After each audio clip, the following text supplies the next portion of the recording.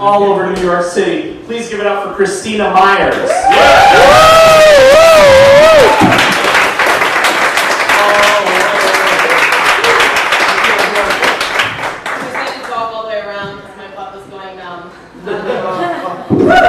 a little tall. So, where do I start? Well, so Jonesy reminded me of a guy that I dated. He did send me texts like that. And I was eager to please because, you know, when you first start dating someone and you're kind of attracted to them and you're like, yeah, cool, I'll go do whatever you want to do. Like, a bike ride? That sounds great. And so he invited me on a bike ride. And I was like, yeah, let's go on a bike ride. And I get there, and there's actually a lot of people there putting body paint on and disrobing. And it turns out it's a nude bike ride protest. I imagine sort of the clandestine, like, pedaling down West Side Highway. Down 8th Avenue, nude, and body paint on. I did not have body paint on. I felt a little bit like, you know, the feminist icon of like the French Revolution in the front lines, being like, less gas, more ass! And I'm a trooper, so I was like, all right, let's just do it. Let's do it! But Jonesy taught me a lesson, and I think that's going to be the last time I fall for those kind of messages. So there are 2 women who performed before me, which was pretty exciting, because a lot of the times I'll be the only woman. And today I had some time before I came to the show, so I started thinking about how I was looking and like how you guys would analyze me, and like, you know, my hair look. I want to look cute, not too cute. I want you to like me. And Susan came on, and I thought she's pretty cute.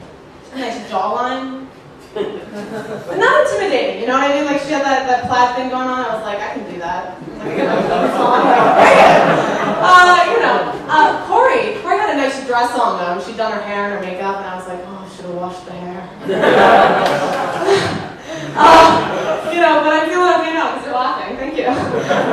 So now I know that my hair is like good to go.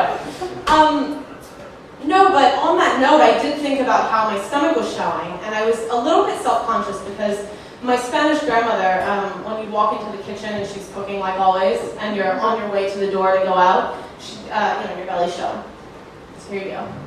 Honey, your fat is showing! I think it's her way of saying, you know, cover up, like be a little more modest. But she did use the word fat. I was like, thanks, Grandma, point made, I'm going to change my shirt. No, but so she also likes to say, you know, with her spatula in her hand, she's waving, and she'll say, you know, men only want sex, okay, you be careful. And the truth of the matter is that I thought, I kind of want sex too.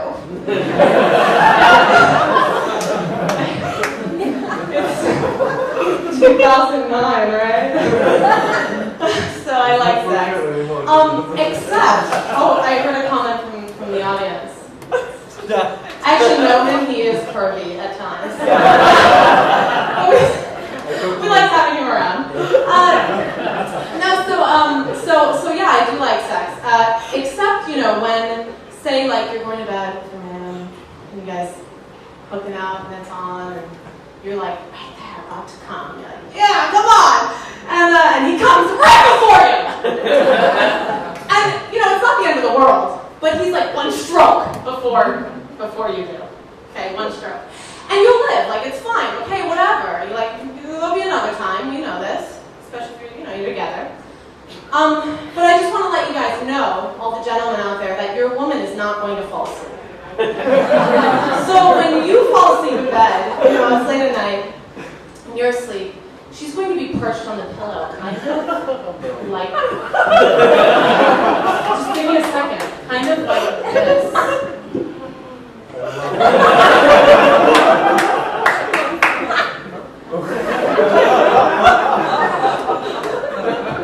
She's not angry. So don't get me wrong. She's not angry. She's just waiting. And what she's waiting for is that moment when you wake up and you need to urinate in the middle of the night. Because that means you might be ready to go again! So she'll attack you like that. You know, so be ready. I'm just, like, warning you, you know?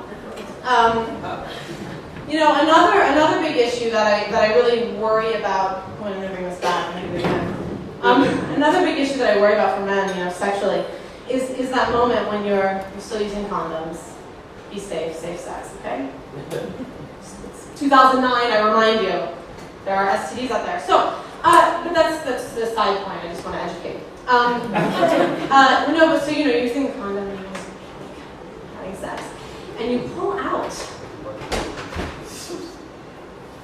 Condom's gone. It was there when you put it on. You know you put it on. It was there when you went in. God, where's the condom? Where's the condom? So you're on the bed and you're looking at someone. Where's it? Can't find it. She's looking at you. I think she can tell something's wrong.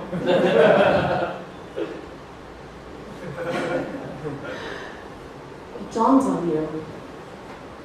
This could be the last time I have sex. This could go very bad. The last time I had sex with her, anyway. She says, "What's wrong?"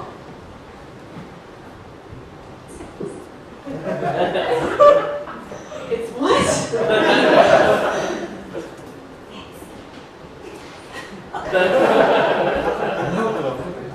Guess we're gonna have a scavenger hunt. And I tell you what, there are more nooks and crannies in there than you even think. I mean, even as a woman, right? Like, you're supposed to know your own body, and you're like, what are these nooks and crannies?